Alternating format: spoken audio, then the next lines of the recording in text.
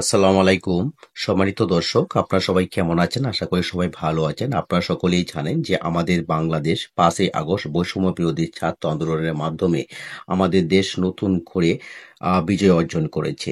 আর সেই বিজয় অর্জনের পিছনে বৈষম্য বিরোধী ছাত্র আন্দোলনের কে ছিলেন মাস্টারমাইন্ড, তার সম্পর্কে আজকে আমরা এই ভিডিও থেকে বিস্তারিত তথ্য জেনে নেওয়ার চেষ্টা করব। চলুন কথা না বাড়িয়ে আজকের মূল আলোচনায় শুরু করা যাক। প্রধান উপদেষ্টার বিশেষ সহকারী হিসেবে মাহফুজ আলম ওরফে মাহফুজ আবদুল্লাহ এর যোগ্যতা গ্রহণযোগ্যতা নিয়ে বিস্তৃত জানা অজানা কাহিনী নিয়ে আজকের এই সংবাদ আপনাদের সম্মুখে পাঠ করতে যাচ্ছি আমি।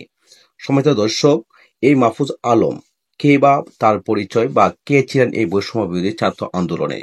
এক কথায় বলতে গেলে তিনি হচ্ছেন মেইন মাস্টার মাইন্ড। হাসিনার সরকার তাকেই করছিল, কিন্তু টেস্ট করতে পারেনি তাকে কখনোই, এমনকি নামটাও জানতে পারেনি সব গোয়েন্দা সংস্থা মিলে। মাহফুজ আবদুল্লাহ বলা হয় তিনি ছাত্র আন্দোলনের মস্তিষ্ক ছিলেন। মাহফুজ তার আড্ডাবাজি এবং পাণ্ডিত্য জ্ঞানের জন্য পরিচিত ছিল। তিনি ব্রিটিশ ভারত বিভক্তির পর থেকে এখন পর্যন্ত হওয়া সকল রাজনৈতিক দল এবং রাজনৈতিক সেটেলমেন্ট সম্পর্কে জানেন। তিনি দেশের প্রতিটি রাজনৈতিক নেতার মানসিক মনোভাব নিয়েও জ্ঞান রাখেন। রাজনৈতিক ঘটনা এবং সেগুলি কোন সফল ব্যর্থ হয়েছে সেগুলো সম্পর্কে তার এনসাইক্লোপিডিক জ্ঞান রয়েছে।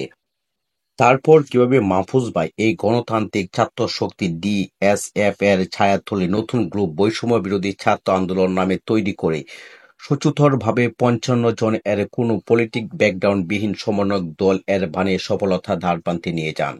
তাছাড়া ঢাকা সহ বিভিন্ন গণমাধ্যমকে তিনি কিন্তু এ বিষয়ে অবহিত করেছিলেন। এক কথায় মাহফুজ ছিল মাস্টার মাইন্ড, আন্দোলন যেন রাজনৈতিক দলগুলো দ্বারা কলুষিত না হয়, সকল ছাত্রছাত্রীদের এক ছাতার নিচে আনার জন্য যাবতীয় স্ট্র্যাটেজি ঠিক করার মাহফুজ।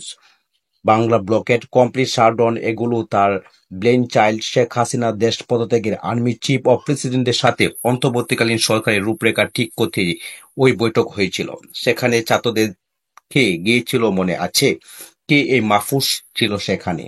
তিনি শেখ হাসিনা পতনের পর ম্যাক্রো লেভেল এ অনেক আলোচনা সমালোচনা করেছে, কিন্তু মাঠে পরিকল্পনা সাজানোর মতো অনেক বিষয় খুবই গুরুত্বপূর্ণ ছিল। তাই আঙ্কেল স্যামের পাশাপাশি শেখ হাসিনা পতনের পর যে ব্রেইন সবচেয়ে গুরুত্বপূর্ণ ভূমিকা পালন করেছে সে কোটা আন্দোলনে যুক্ত ছিল, কিন্তু পর্দার পেছনে থেকে। সাংবাদিকদের সামনে যাদের বক্তব্য দিতে দেখেছি, অনেকের ধারণা এরাই কোটা আন্দোলনের মূল নেতা। এছাড়া বাংলাদেশের ডিবি এদের তুলে নিয়ে আন্দোলন থামিয়ে দিতে চেয়েছিল, কিন্তু পারেনি। ডিবি নাহিদকে ধরে নিয়ে বর্বরভাবে নির্যাতন করেছে, কিন্তু সেগুলো কাজে আসেনি। এর প্রধান কারণ এদের চুক্তিতে আন্দোলনে পরিচালিত হয়নি। আন্দোলন মূলত পরিচালিত হয়েছে মাহফুজ আবদুল্লাহ এর বুদ্ধিতে। মাহফুজ আবদুল্লাহ ঢাকা বিশ্ববিদ্যালয়ে আইন অনুষদের শিক্ষার্থী। তিনি বিভিন্ন বিষয়ে বলেছেন এবং তরুণদেরকে উদ্বুদ্ধ করেছেন। মাহফুজ আবদুল্লাহ সর্বদাই লাইটে আসেননি, এমনকি হাসিনা সরকারের পতনের পরেও সে পর্দার আড়ালেই রয়েছে। আপনি যদি নাহিদ, হাসনাত, সাজ্জিদ এদের কথাবার্তা অবজার্ভ করেন তাহলে বুঝবেন এরা কতটা বুদ্ধিমান নয়। কিন্তু মাহফুজ আবদুল্লাহ জিনিয়াস। বাংলা ব্লকের শব্দের প্রবর্তন তিনি করেছেন। তবে তিনি বাংলাদেশের জামাত ইসলামী স্টুডেন্ট অর্গানাইজেশন ইসলামী ছাত্র শিবিরের সদস্য। আমি তার কিছু লেখা পড়ে মোটামুটি ধারণা করতে পেরেছি চিন্তা ভাবনা সম্পর্কে। মাহফুজ আবদুল্লাহ পুরোপুরি হার্ডলাইনার ইসলামিস্ট নয়, কিন্তু কঠোর আওয়ামী লীগ এর শেখ মুজিবুর রহমানের রাজনৈতিক আদর্শের বিরুদ্ধে। মাহফুজ আবদুল্লাহ নিঃসন্দেহে ইতিহাস ও রাজনীতি নিয়ে গভীর জ্ঞান রেখেছেন। হাসিনা বিরোধী আন্দোলন, ডান বাম ইসলামপন্থী সংখ্যালঘু সবাইকে একত্রে আনার জন্য শব্দ চয়নে যে বিশেষ ভূমিকা পালন করেছেন সে মাহফুজ আবদুল্লাহ। বাংলা ব্লকের প্রবক্তা ও বৈষম্য বিরোধী ছাত্র জনতার আন্দোলনে মাস্টারমাইন্ড মাহফুজ আলম ওরফে মাহফুজ আবদুল্লাহ জেনারেশন জেড এর একজন তাত্ত্বিক নেতা। এই মাহফুজ আলম ছিল সকল সমরাকদের লিয়াজু কমিটির সমন্বয়ক। আইন বিভাগের ছাত্র হলেও বিশ্ব রাজনীতি, সমাজ, রাষ্ট্রজ্ঞান ও মনোজগৎ নিয়ে তার প্রচুর পড়াশোনা রয়েছে।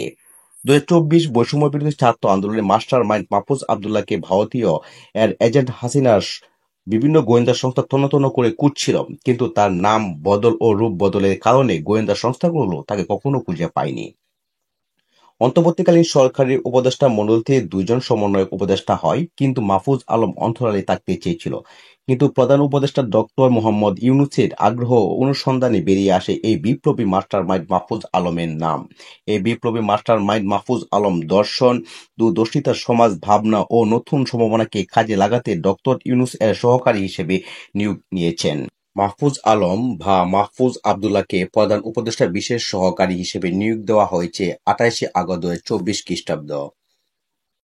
তার নেতা হচ্ছে মোহাম্মদ ইউনুস। জন্ম মোহাম্মদ মাহফুজ আলম, ইছাপুর গ্রাম, রামগঞ্জ উপজেলা, লক্ষ্মীপুর জেলা। জাতীয়তা বাংলাদেশী। রাজনৈতিক দল গণতান্ত্রিক ছাত্র শক্তি। প্রাক্তন শিক্ষার্থী, ঢাকা বিশ্ববিদ্যালয়, তামিরুল মিল্লাত খামিরুল মাদ্রাসা। যে জন্য সে সবচেয়ে বেশি পরিচিত, বৈষম্যবিরোধী ছাত্র আন্দোলন লিজু কমিটির অন্যতম সমন্বয়ক ছিলেন।